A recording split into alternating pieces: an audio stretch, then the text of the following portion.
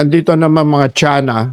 Tiana is yung dalag natin, local. But these are mga dalag na pangsyo. So may iba ang mga itsura nila. Like this one, is Asantic. Yung Toman, so local lang, may Toman tayo eh. Kaso ito, ibang kulay siya. Yellow Maru. Ito, Yellow Maru from Indonesia. So si Maru, kumbaga this is the local na Tiana in Indonesia. We also have different kinds nito. Like ito, Auranti. So ito yung pinakauso sa mga kahabi natin na nagtsasana. Kasi ang tawag dito Golden Cobra. Tingnan nyo naman, napakaganda na yung tsura niya. Taas ng fins lahat. So ang ginagawa natin dito is kaya nakaganito, hiwa-hiwalay sila kasi hindi sila pwedeng magsama-sama, hindi sila gumaganda.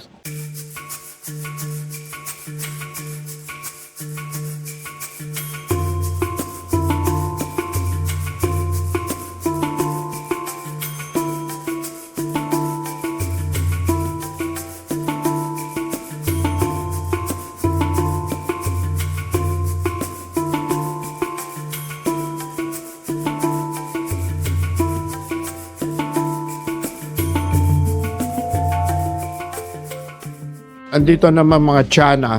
Tiana is yung dalag natin, local. But these are mga dalag na pangsyo. So may iba ang mga itsura nila. Like this one, is Asantic. Yung Toman, so local lang, may Toman tayo eh. Kaso ito, ibang kulay siya. Yellow Maru. Ito, Yellow Maru from Indonesia. So si Maru, kumbaga this is the local na Tiana in Indonesia. We also have different kinds dito. Like ito, Auranti. So ito yung pinakauso sa mga kahabi natin na nagtsasana. Kasi ang tawag dito Golden Cobra. Tingnan nyo naman, napakaganda na yung tsura niya. Taas ng fins lahat. So ang ginagawa natin dito is kaya nakaganito, hiwa-hiwalay sila kasi hindi sila pwedeng magsama-sama, hindi sila gumaganda. Yung mga babies na Tiana, nakita namin sa Indonesia, dito lang nilalagay dahil hindi nila kailangan ng oxygen o kung sa aquarium, marami. I-grow out namin yan pag certain size, saka namin lilipat sa aquarium. Ang ginawa namin sistema dito, may butas sa gilid.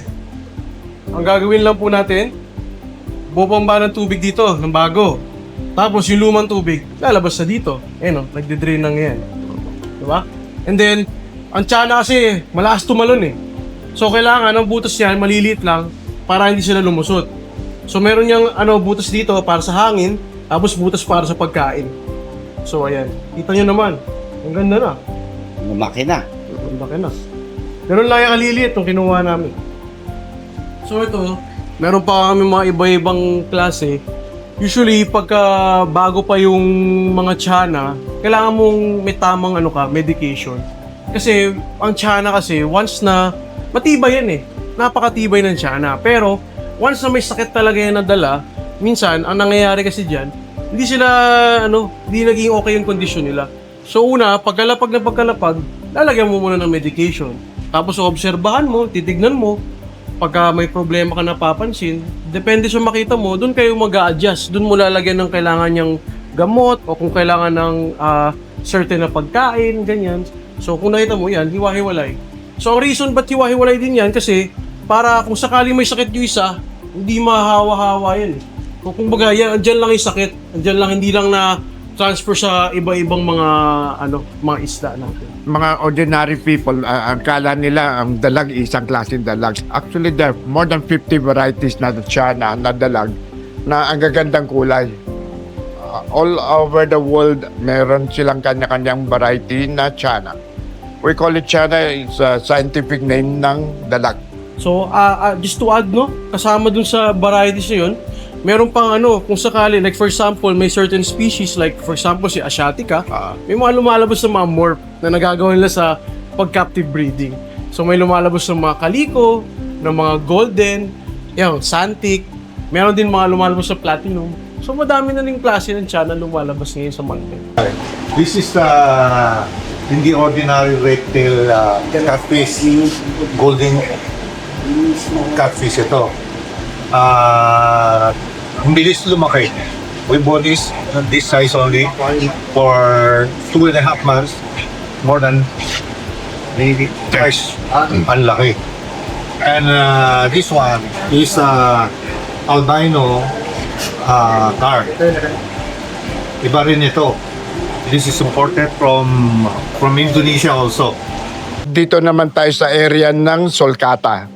Ang sulcata is I think, the pang-apat na biggest tortoises.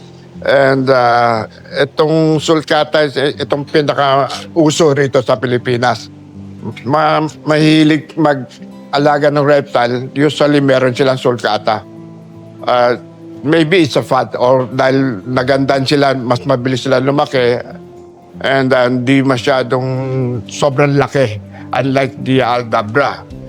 So, what in this farm, ang tortoise ko pinakamarami sa akin, yung sulcata. We have more than 200 breeding pairs and we can produce around 2,000 eggs a year. So, most of the sulcata in the market comes from this farm.